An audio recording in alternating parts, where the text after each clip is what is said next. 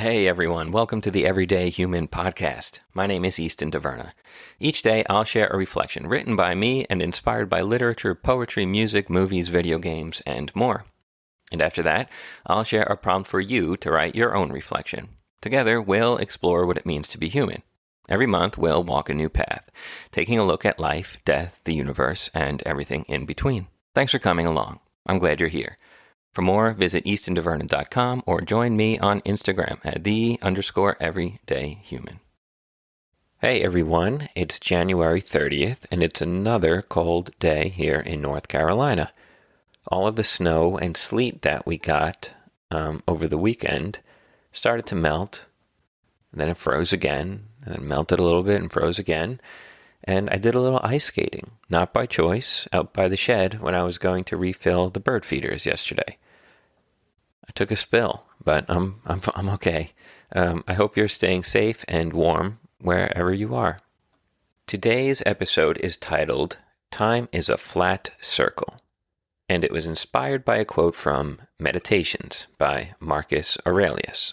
And Marcus Aurelius was a Roman emperor from the year 161 to 180. And that's about 2,000 years ago.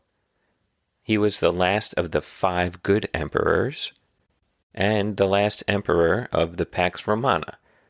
And that was the age of relative peace and stability for the empire.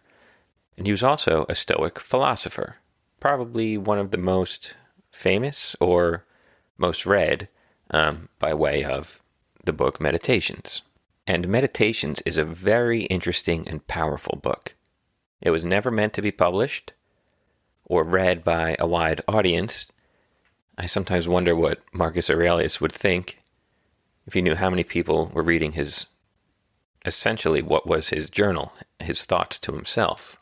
He wrote this as like a form of guidance and self-improvement for living with the pressure and stress of being the emperor of Rome, everything that came with that, dealing with the people he had to deal with, the plagues, the famines, the wars, all kinds of things that would obviously weigh on you, very much so.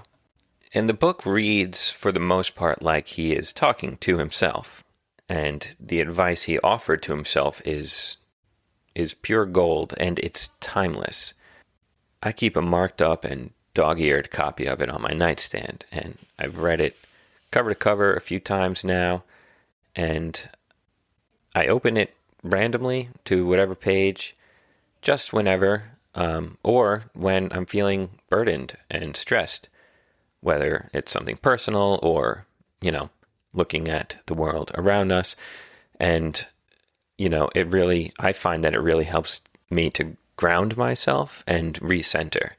And I've been reading it a bit more lately.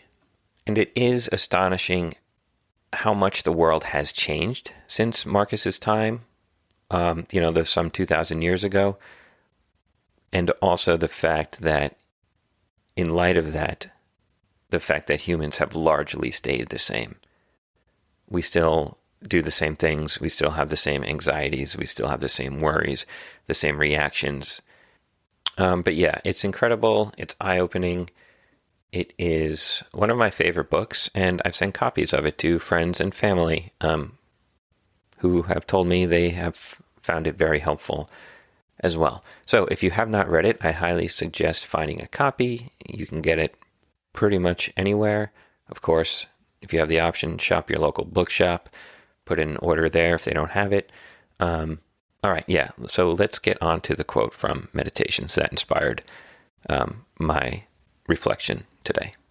It goes like this.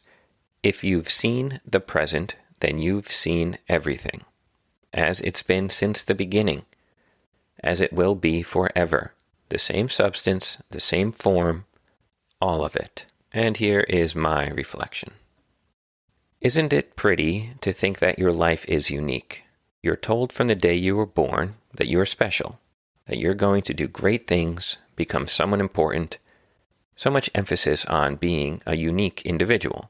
So many attempts to stand out from the crowd And apart from the throng of drones, that is everyone else. But you must be careful of being too unique.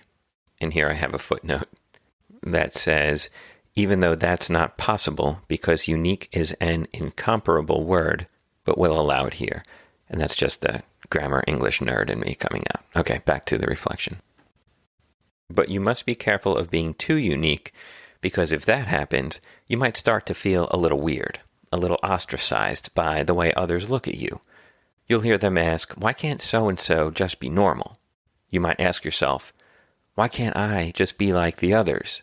It's a fine line, the desire to be unique, to live out a different life, to do different things, make different art, invent something new, all while remaining a welcome part of the crowd, harboring the feeling of belonging and community. But the truth is, you're not all that unique. No one is. We're all made up of the same biology. We all have similar thoughts, dreams, hopes, and fears. We're all capable of doing both good and evil. The joys and pains, the laughs and tears you experience, they've all been experienced before by everyone who's come before you. And they'll be experienced again by everyone who's still to come. The graces you see and feel walking through the woods on a cool morning, the exhilaration of being caught in a rainstorm with no umbrella or raincoat, the sorrow of living through or watching others live through natural disasters or war, or political turmoil, or evil and despicable leaders, the elite rich who exploit the poor and the working class, none of this is new. But the good has happened too. The helpers, the singers and dancers, the artists, and those who stand up for the downtrodden. It has all happened over and again, and will continue to happen long into the future after you're gone. Because it all is brought on and experienced by humans. It's the simplest and surest answer to the question of individualism. There's really no such thing. There is also a profound comfort in knowing that your small actions and the local and global events you live through are nothing special or unique in the big picture of human existence.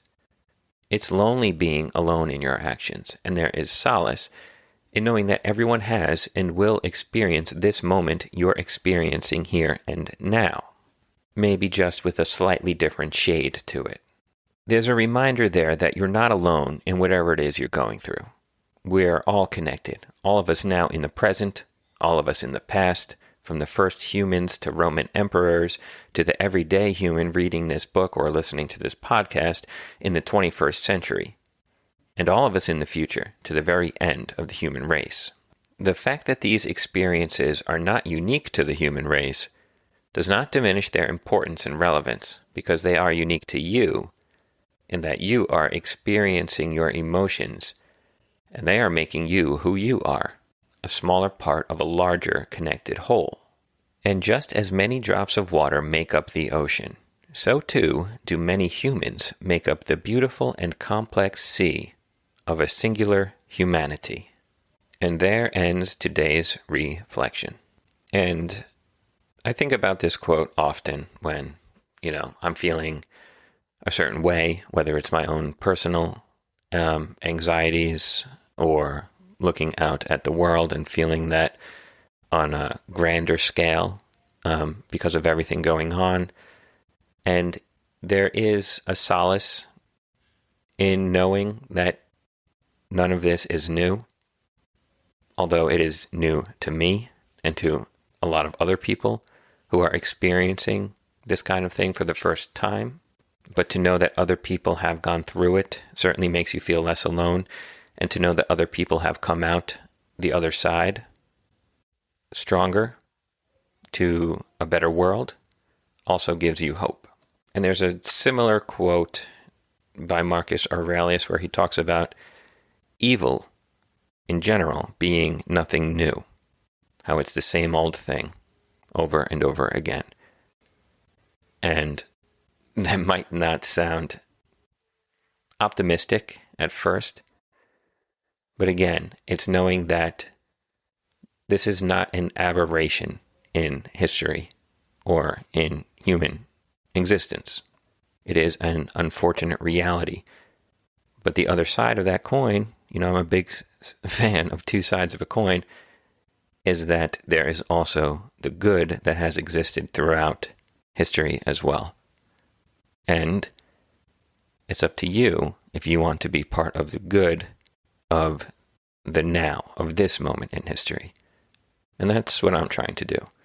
Okay, here is your reflection question that you can write down your thoughts on in your journal, napkin, or consider it while looking out the window on this fine January day. Ask yourself this: how can I remind myself that the present is also both the past and the future? That's it for today, January 30th. I will be back tomorrow, January 31st, with another reflection. Thanks for joining me on The Everyday Human. I hope you have a good one, and take care.